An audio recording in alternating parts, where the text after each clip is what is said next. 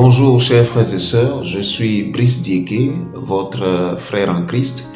Dieu m'a confié un certain nombre de messages pour l'Église. Quand je dis l'Église, je parle de tout le corps de Christ, je parle de l'épouse de Jésus-Christ.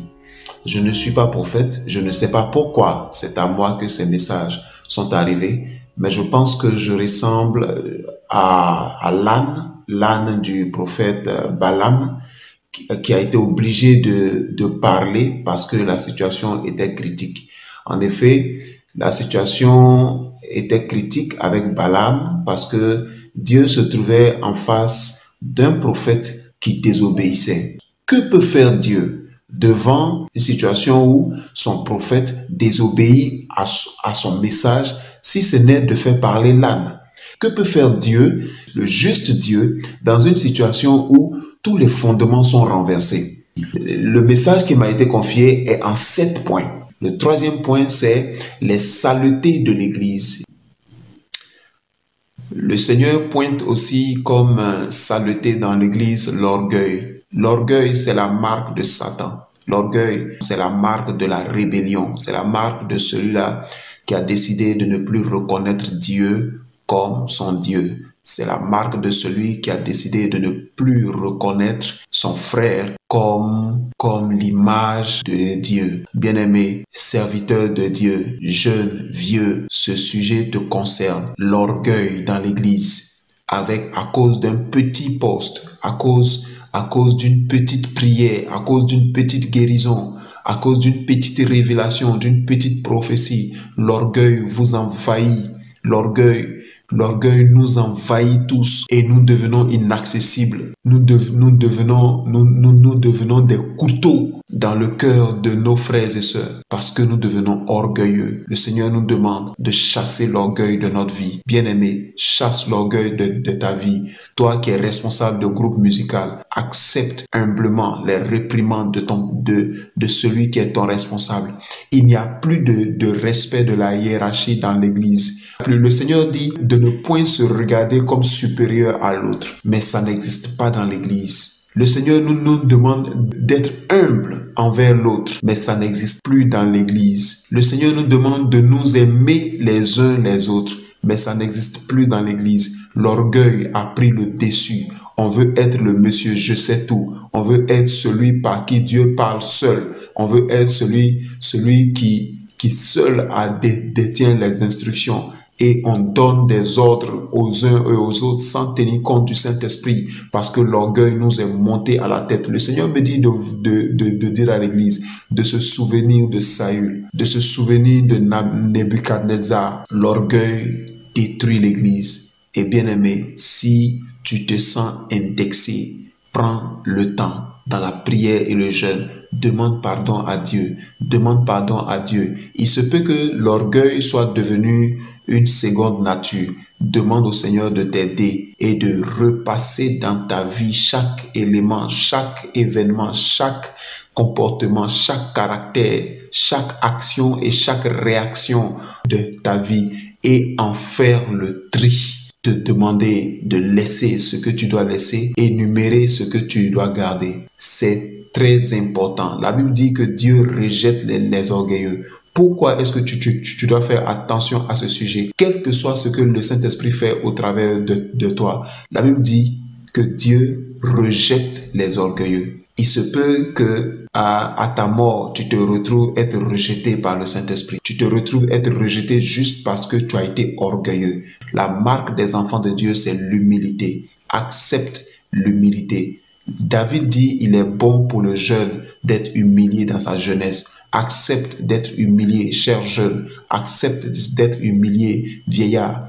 Accepte d'être humble devant tes frères, devant plus petits que toi d'ailleurs. C'est ainsi que Dieu t'élèvera. C'est ça que la parole de Dieu dit. Souviens-toi, Église, que tu es devenue orgueilleuse et reprends-toi. Le Saint-Esprit est prêt à t'aider à sortir de cet orgueil, de cette situation d'orgueil au nom de Jésus-Christ. Une autre saleté que le Seigneur révèle, bien-aimé, c'est la vie de péché. L'Église est remplie de péchés. Personne ne fait attention à sa vie. Peu sont ceux qui sont dans le processus de la sanctification et donc qui ont vaincu le péché et qui ont installé clairement dans leur esprit que la vie de péché ne doit pas faire partie de leur vie. Beaucoup sommes-nous qui pensons que nous pouvons être chrétiens et être des pécheurs, vivre dans le péché. Parce qu'une fois que nous avons accepté Christ, nous sommes sauvés et nous sommes sauvés par grâce. Nous ne sommes pas sauvés parce que nous luttons pour éviter le péché. Mais laissez-moi vous lire ce que nous dit Tite 2. Paul dit à Tite, à partir du verset 11, « La grâce de Dieu, source de salut pour tous les hommes, a été manifestée. Elle nous enseigne à renoncer à l'impiété et aux convoitises mondaines et à vivre dans le siècle présent selon la sagesse, la justice et la piété, en attendant la bienheureuse espérance et la manifestation de la gloire du grand Dieu et de notre Sauveur Jésus-Christ. » Voici, bien-aimés, chers frères et sœurs chrétiens, chrétiennes, voici ce que nous dit la parole de Dieu. La grâce de Dieu qui m'a sauvé, la grâce de Dieu qui te sauve, elle enseigne. Et ce n'est pas autre chose qui nous enseigne.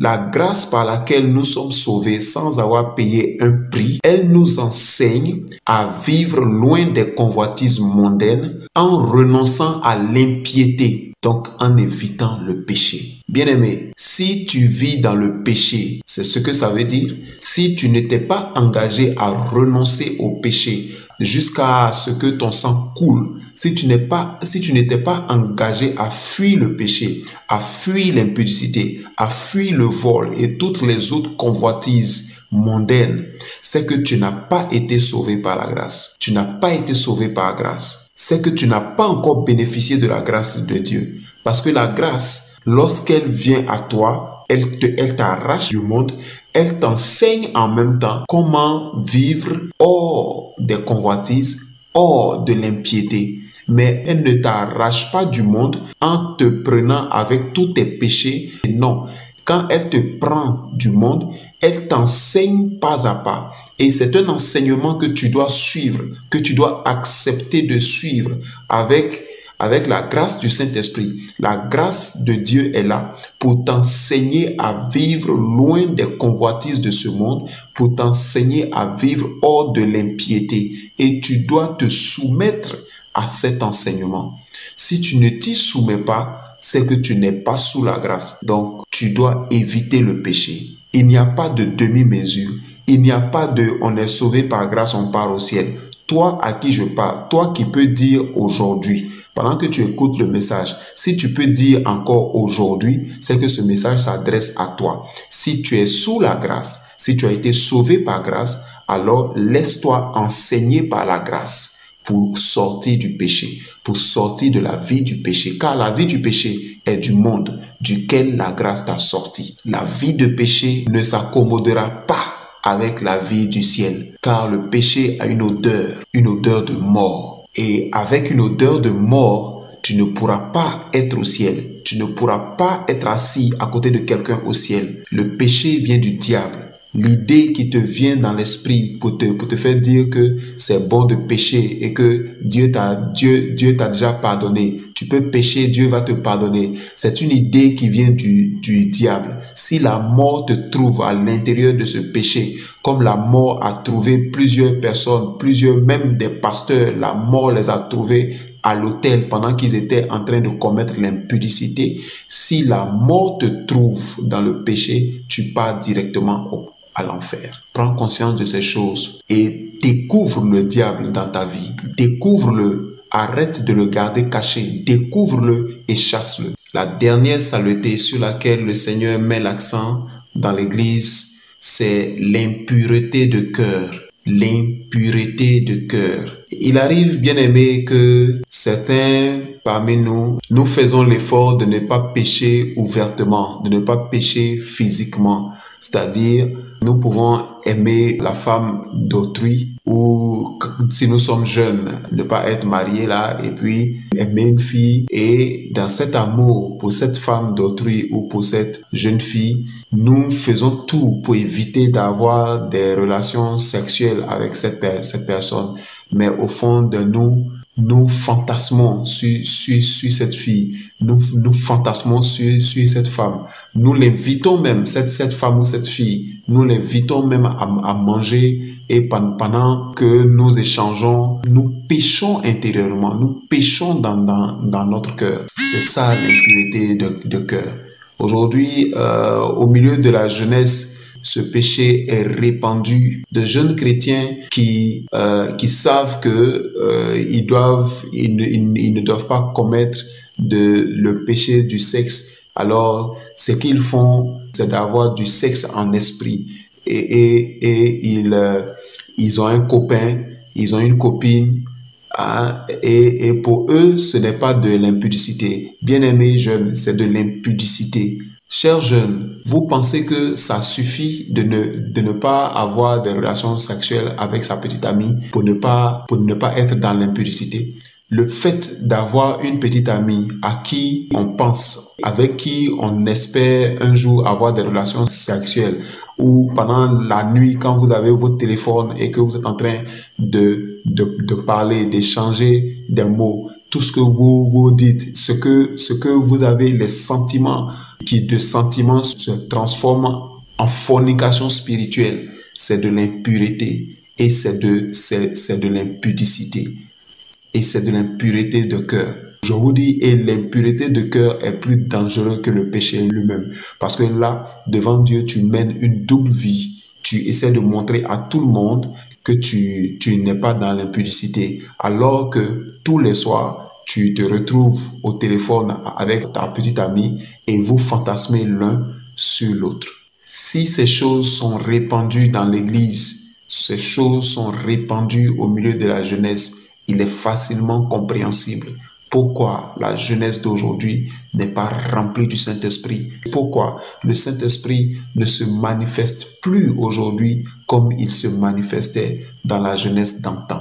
Les gens, les serviteurs de Dieu, les chrétiens ont une apparence de propre, mais ils sont remplis d'impureté, dans la masturbation, dans toute forme de débauche sexuelle qu'ils gardent dans le cœur.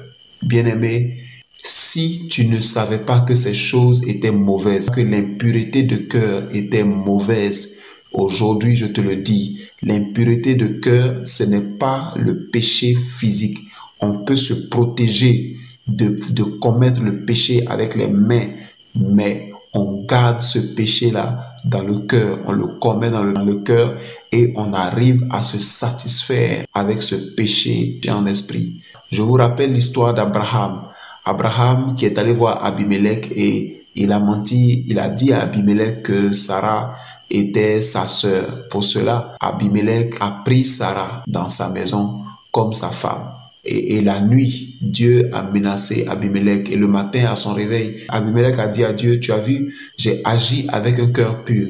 Dieu lui a dit, effectivement, tu as agi avec un cœur pur, c'est pour cela que je n'ai pas permis que tu la touchasses. Vous voyez, le cœur, Dieu tient compte du cœur pur.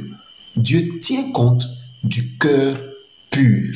Et dans 2 Timothée 2, verset 22, il est dit ceci, « Fuis les passions de la jeunesse et recherche la justice, la foi, l'amour, la paix avec ceux qui invoquent le Seigneur d'un cœur pur. » Dieu tient compte de la pureté de ton cœur. Regarde comment David, depuis sa tendre jeunesse, en lisant les psaumes, a passé toute sa vie à demander au Seigneur, donne-moi un cœur pur, donne-moi un cœur pur, crée en moi un cœur pur, un esprit bien disposé. Ce n'est pas une chose facile que d'avoir un cœur pur. Aujourd'hui, ce que le diable n'arrive pas à faire pécher physiquement, il arrive néanmoins à les faire pécher spirituellement, à avoir un cœur rempli de déchets. Le Seigneur a dit dans les béatitudes, dans Matthieu, le Seigneur a dit, heureux ceux qui ont le cœur pur, car ils verront Dieu.